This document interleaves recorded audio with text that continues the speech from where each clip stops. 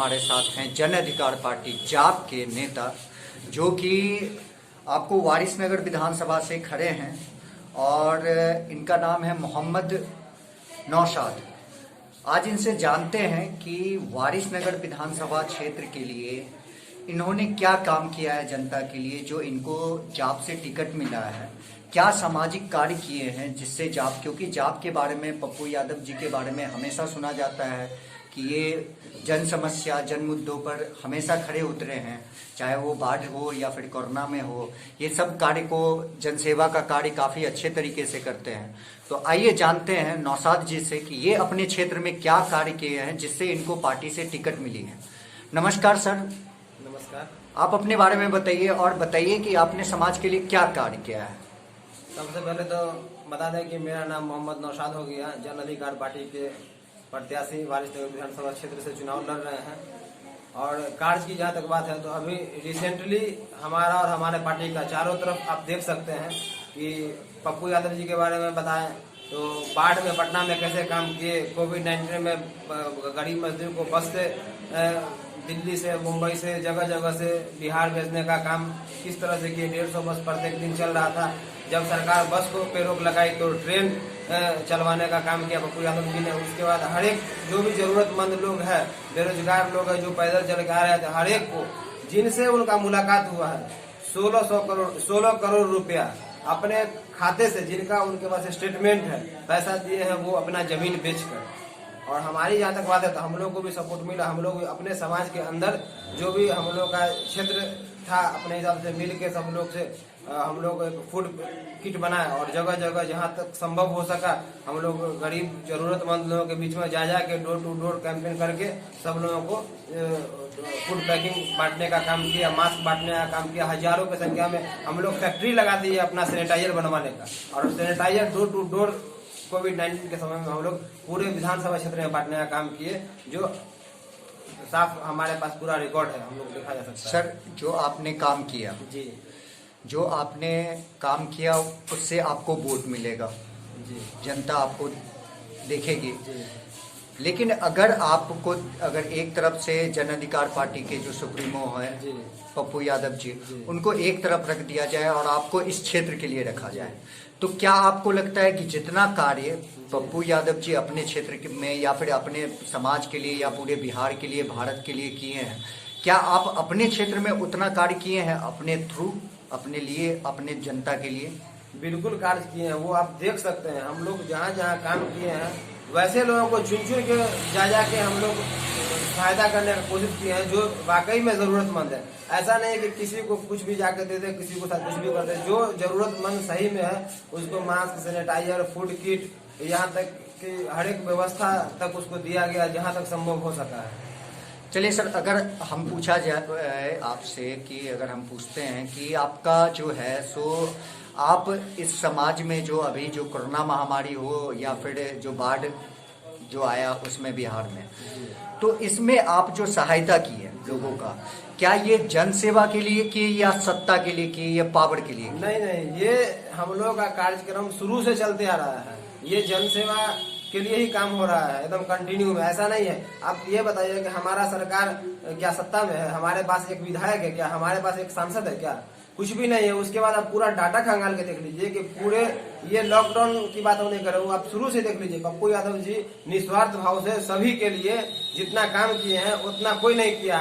लोग शर्मा के, शर्म के मारे मजबूरी में सामने आया है। आपका जो सत्ता पक्ष का नेता लोग है वो सामने आए लॉकडाउन में क्या?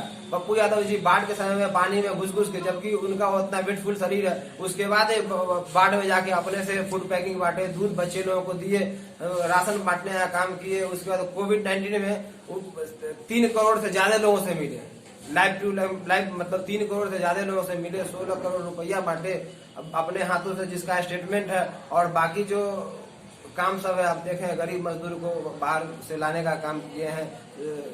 हर एक काम तो उनका देखा जा सकता है। आप चलिए सर, अब एक सवाल रहेगा कि आप अभी देख ही रहे होंगे कि कोरोना जब आया देश में या फिर कोरोना के जब लॉकडाउन लगा, उस लॉकडाउन के पीरियड में पूरा सन्नाटा हो गया। उसके बाद अभी जो चुनाव आ गया वो सन्नाटा खत्म, अभी हर जगह भीड़ देखने के लिए जाए, चाहे वो कोई भी पार्टी का हो, कोई भी पार्टी आज जनसभा करती है तो उसमें बहुत बड़ा भीड़, बहुत तादाद में लोग आ जाते हैं वहाँ पर।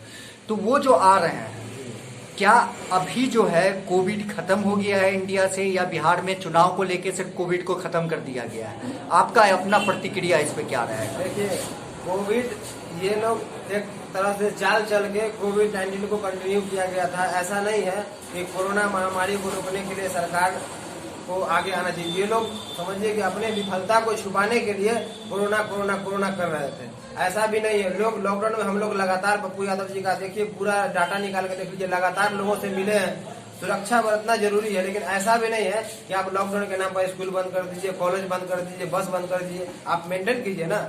अगर उस तरह का बात है तो फिर अभी अचानक से चुनाव का घोषणा हुआ, कोरोना कैसे खत्म हो गया?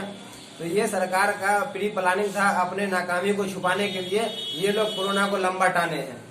बहुत सारी चीजें को छुपाने के लिए, जो भी हमारा विफलता है उसको छुपाने के लिए ये लोग कोरोना कोरोना कर रहे थे। अब जब इलेक्शन का टाइम आया तो अचानक से सारा मीडिया वाला कोरोना का नाम लेना बंद कर दिया है। हर एक सोशल मीडिया पर देख रहे हैं कि उस सबका कोई चर्चा ही नहीं हो रहा है। यहाँ तक कि सरकार भी मना कर दी है कि अभी सब चीज को नहीं चलाने के लिए।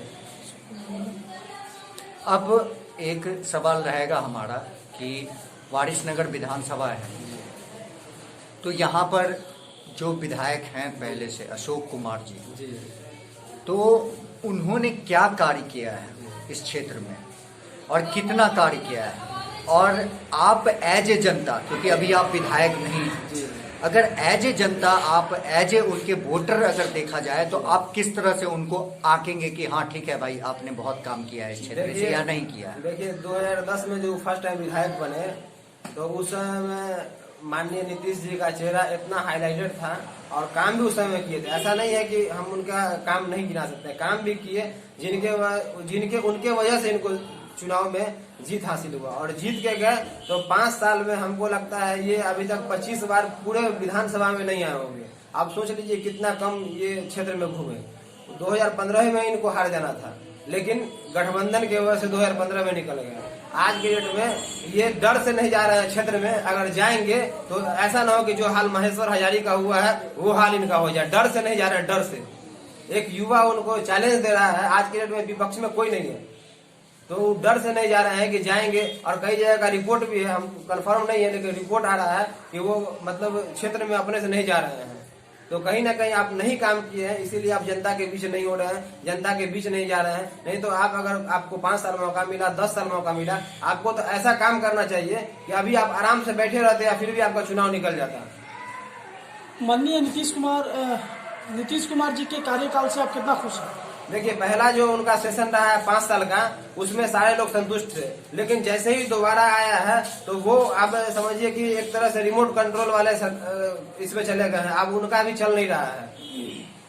शिक्षा पर बात किया जाए, क्योंकि आप युवा हैं, तो शिक्षा, बिहार का जो स्थिति होते जा रहा है शिक्षा का, उसमें आपको लगता है कि अगर मान लीजिए अगर आपकी पार्टी आती है तो किस तरह से सुधार लाएगा पार्टी? और क्या आपको लगता है कि शिक्षा बहुत अच्छे ढंग से हो रहा है, सुचारू तरीके से चलाया जा रहा है, जितना कि ढिंढोरा पीटा जा रहा है सरकार के देखिए, द्वारा? शिक्षा के नाम पर बिहार में एकदम जीरो स्थिति हो गया है। जो 2015 के बाद का रिपोर्ट है, आपका साक्षरता दर एकदम गिरते जा रहा है।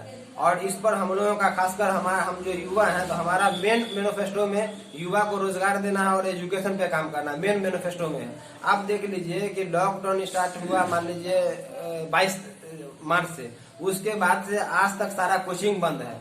सरकार का मोटो है कि युवाओं को बेरोजगार कैसे किया जाए, युवाओं को अशिक्षित कैसे किया जाए। जब तक अशिक्षित युवा को हम लोग नहीं करेंगे तब तक वो हमारे अंदर में नहीं रहेगा। अगर हमारा समाज जग गया, एजुकेटेड हो गया, तो फिर हम गलत करेंगे तो वो हमसे क्वेश्चन करेगा। सरकार चाहती है कि युवा बेरोजगार रहे, मतलब अनएजुकेटेड रहे।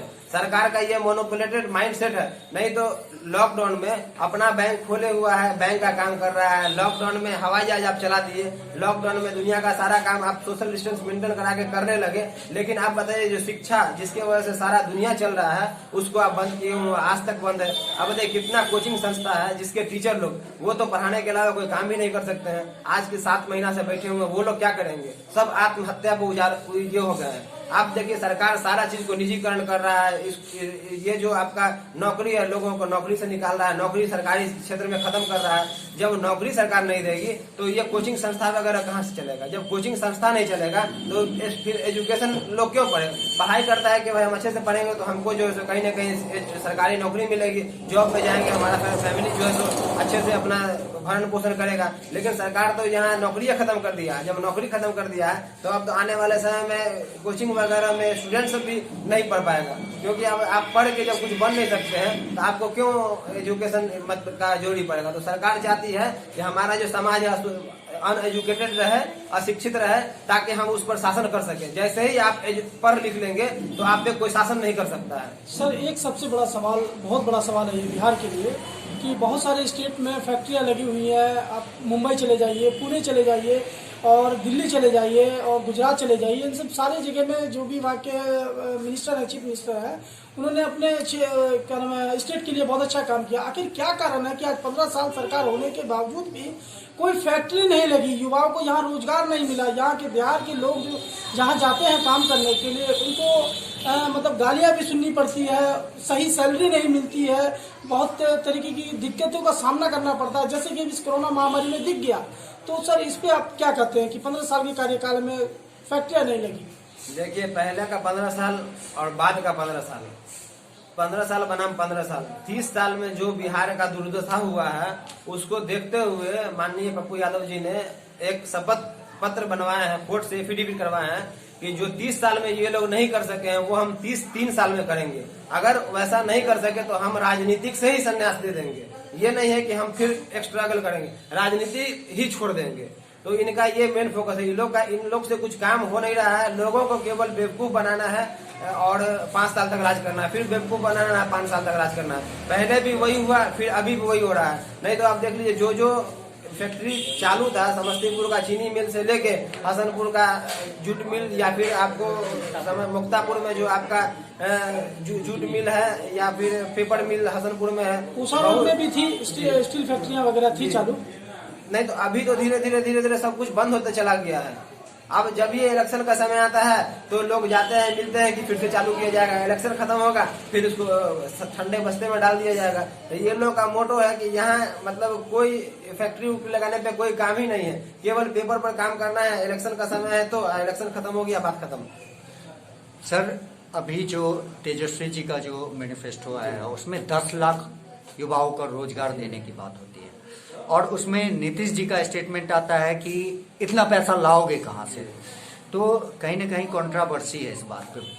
तो क्या आपको लगता है कि इस कोरोना काल के बाद जो इतना रिसेशन है, पूरे वर्ल्ड में रिसेशन है, पूरी दुनिया अभी और आर्थिक रूप से कमजोर हो चुकी है, भारत तो और बहुत ज़्यादा हो गई है, तो इस स्थिति में, ऐसे सिचुएशन में क्या आपको लगता है कि जो बोले हैं तेजस्वी जी कि हम आते ही 10 लाख युवाओं को रोजगार दे देंगे, तो क्या आपको लगता है कि ऐसा रोजगार उत्पन्न करना आसान होगा उनके लिए, या फिर ये जुमलाबाजी है? देखिए अभी इलेक्शन का समय है। जिस तरह से पिछले बार मोदी जी आए और अपने स्टाइल में कह गए कितना चाहिए, 5 लाख, 10 लाख, 1 करोड़, 100 करोड़, लो 125 करोड़ दिए और 1.25 लाख करोड़ दिए।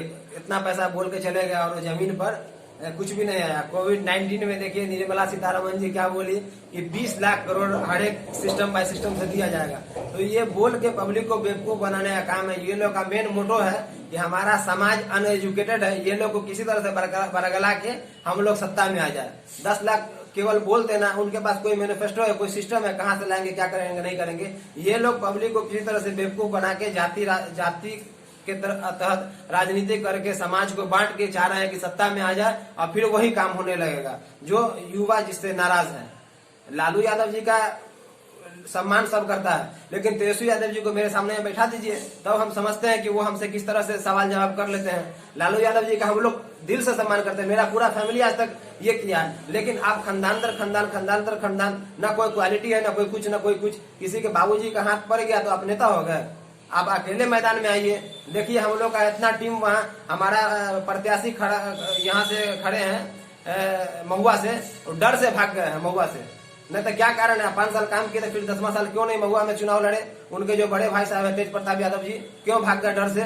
ये लोग डरपोक किस्म के आदमी है, ये लोग से कुछ नहीं होने वाला है। माननीय लालू यादव जी जब तक थे उनके रहते हुए उनके संरक्षण में ये लोग चुनाव जीत गए, लेकिन अपना इनका पर्सनल कोई स्टेटस नहीं है। ये सिर्फ राष्ट्रीय जनता दल लालू यादव जी के बेटा होने के कारण इनका इतना सम्मान है, नहीं तो कहीं कोई अस्तित्व नहीं है, कहीं कोई वैल्यू नहीं है। नहीं तो सामने में इंटरव्यू करवा लीजिए हमसे, हमारे संयोजक साहब से, या हमारे जो पार्टी के संगठन है उनके सामने में आप करा लीजिए, कुछ भी नहीं है। न एजुकेशन है, न बोलने का क्वालिटी है, न कुछ। चलिए सर, आखिरी सवाल है कि वारिसनगर जनता को जाप की तरफ से, जाप से जो आप उम्मीदवार बने हैं यहाँ से जन अधिकार पार्टी की तरफ से, क्या संदेश देना चाहते हैं, ये एक बार बता। देखिए, हम ये संदेश देना चाहेंगे जन अधिकार पार्टी की तरफ से कि पप्पू यादव जी जो काम किए हैं 1 साल 2 साल 5 साल में, सारे लोग आजकल सोशल मीडिया से जुड़े हुए हैं, सब लोग देख रहे हैं। तो हम लोग चाहेंगे कि सब युवा खास आगे आए और पप्पू यादव जी को हाथ मजबूत करे और कैंची छाप पे बटन दबाए, उनको सरकार में लाए। वो अगर सरकार में आते हैं पप्पू यादव जी तो बहुत सारा काम करेंगे। जब सरकार में नहीं है तो आप देख लीजिए कितना काम किए हैं। काम तो हम आपको लगातार गिना रहे हैं। पटना में बाढ़ आया तो जिस समय आपको माननीय सुशील मोदी जी हाफ पैंट पहन के भाग गए थे, सारा देखा हुआ है। या फिर मुजफ्फरपुर में चमकी बुखार वाला मामला आया तो, या फिर और जगह दिल्ली में खुद फंस गए थे, लेकिन वहां भी रह के वो हर एक जरूरतमंद लोगों को 1000 2000 5-5 हजार रुपया बांटने का काम किए। बहुत सारा